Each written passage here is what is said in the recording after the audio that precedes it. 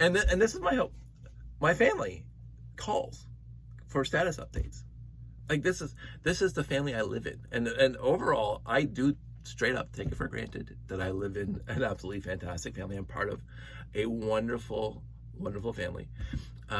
Sandy mentions to me and the family, we were at my cousin Char's daughter, so my first cousin once removed, baby shower, like last weekend. And we were talking family because we were with family. And Sandy keeps on mentioning this, and and I really have to thank him. My Uncle Ray, again, one of my mom's younger brothers that's close to my age. When I was going through my gallbladder issue a few years back, and again, I talked about that before. I was at a Lego show when it flared up, and then emergency gallbladder surgery that weekend. Good times. My Uncle Ray was calling all the time for status updates. How's Dave? How's Dave? How's Dave? And again, when we were kids, as I say, we were camping together, and Uncle Ray has been a role model of mine forever. He's about a decade older than me, ish. I don't know how old he is now. About 8 years, if I get the dates right in my head. But it doesn't matter.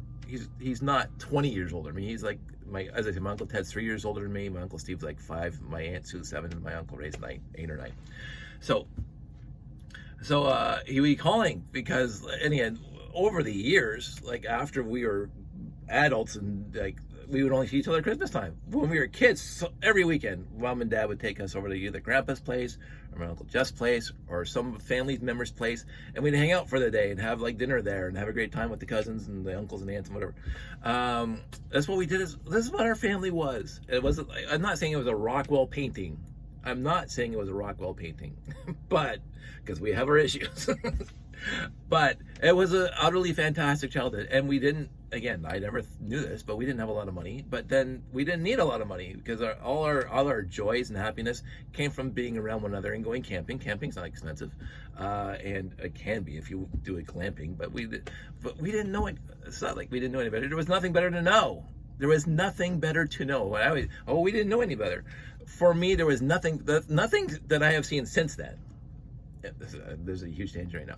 Nothing I have seen since then, since my childhood, made me think that anybody else's childhood was better with more money. No. And again, we weren't poor.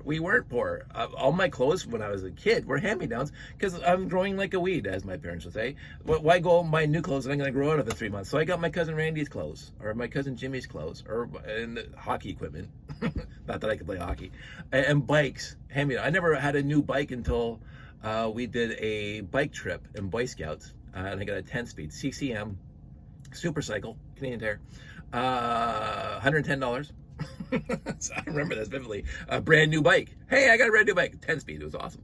And then we went on a Boy Scout bike packing trip. So we had the saddlebags and the bikes in the front and the back, and we carried all our stuff, sleep bags and little 505 stoves, and we went to Niagara Falls from Winona. Now again, people look at it now that I could bike to Niagara Falls and back today, maybe in a day.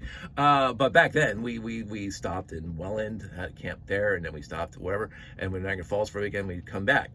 And Dad spent weeks planning the trip with Scudder Cookie. It was a wonderful childhood, and I had the best friends and the best family. Anyway, so my Uncle Ray was calling all the time for status updates. He was very concerned, and I heartfelt appreciate that my family's like that, and I just got a call now from family getting status updates, and today is a good day. So I with all these broken up videos, I can't remember what I talked about. So Sandy's mom had a stroke. Oh yeah, I talked about this, and the other day, and now today she's apparently better. Like she's fine, she's talking, she's communicating. And the doc hasn't been there yet. The doc's going to be there to do a diagnostic, to either take her off palliative care and put her back on regular care, or leave her on palliative care. But either way, Mom's 94. Not my mom, but I call her Mom because she's my mom too.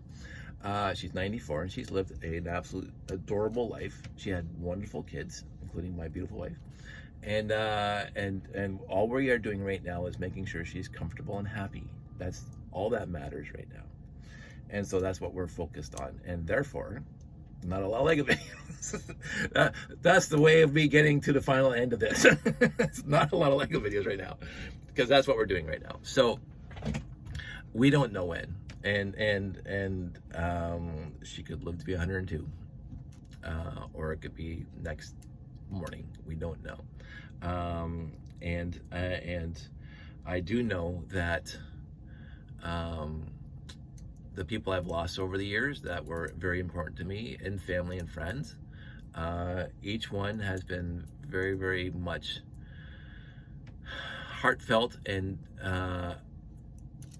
I do get invested in making sure that the family is good and get stuff that needs to be done.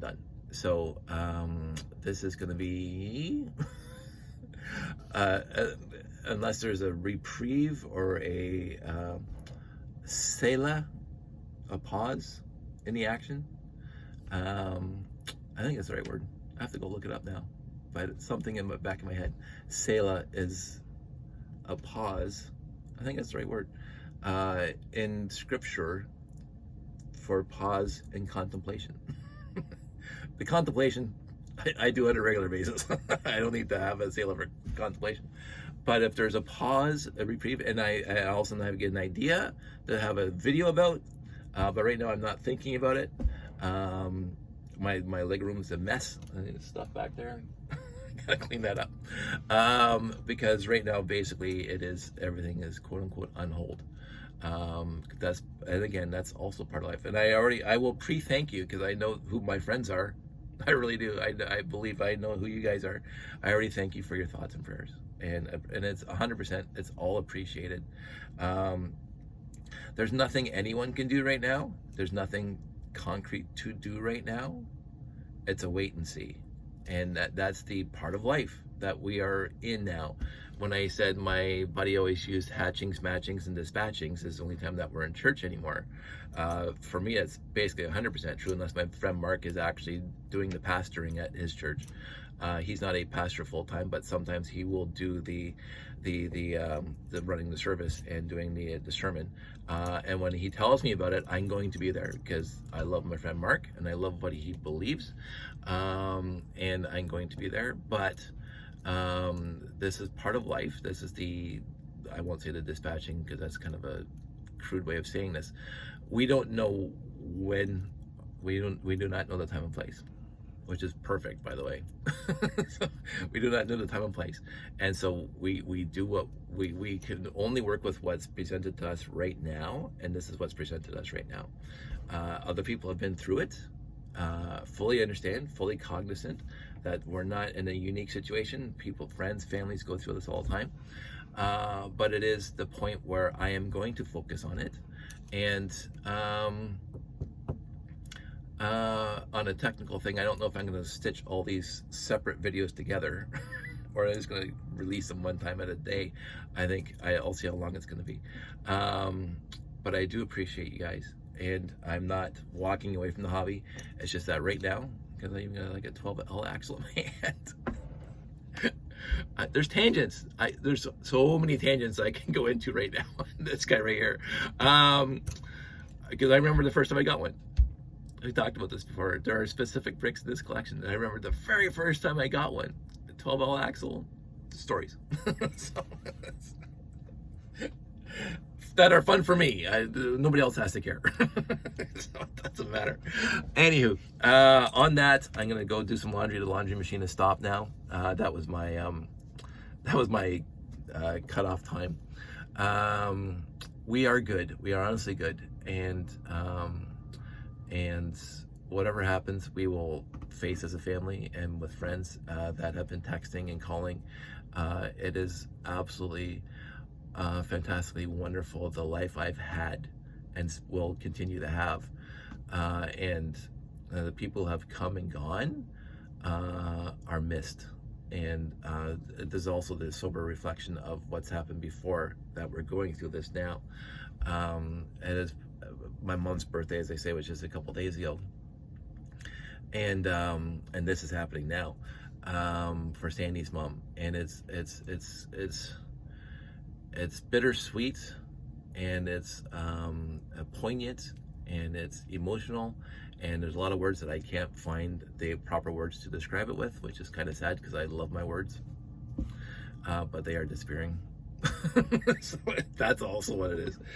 I don't read as much as I used to, nor do I write as much as I used to, but it is what it is, and I know it's a pithy way of getting past it, but it is what it is, and it's all part of life, and we manage. There's a quote from there that I can't remember, from Babylon 5. Faith manages. I think it's faith. See? Anyway, that's it. That's all. Everybody stay safe, and I should stop shaking the table, but I will talk to you soon.